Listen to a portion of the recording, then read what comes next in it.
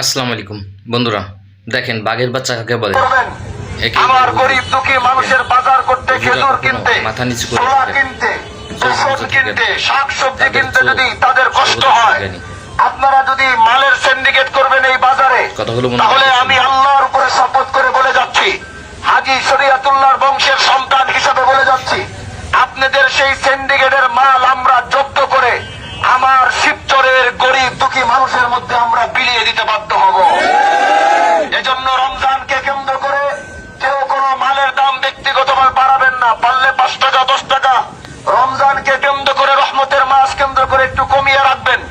কিন্তু ব্যক্তিগতভাবে কোনো ফলের দাম, বাজারের দাম, শাকসবজির দাম, বাজারে যারা মাল সাপ্লাই করেন তারাও ব্যক্তিগতভাবে মালের সিন্ডিকেট করে মাল অতিরিক্ত দামে বিক্রি করবেন না। শেষ বার্তা এটাই বলছি, যদি করবেন তাহলে মনে রাখতে হবে আপনার সমস্ত মালের হক শিবচরের গরিব দুঃখী মানুষের হয়ে যাবে।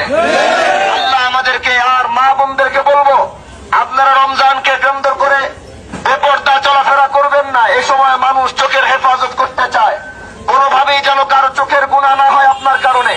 যদি আপনার আসতেই হয় কোনো কারণে, পর্দার সাথে আসবেন, বেপরদায় বাজারে কোনো মা বোনরা ঘোরাফেরা করবেন না। আল্লাহ আমাদের সবাইকে এই কথাগুলোর উপর আমল করার তৌফিক দান করুন। তো বন্ধুরা, ভালো লাগলে সবাই লাইক কমেন্ট শেয়ার করবেন।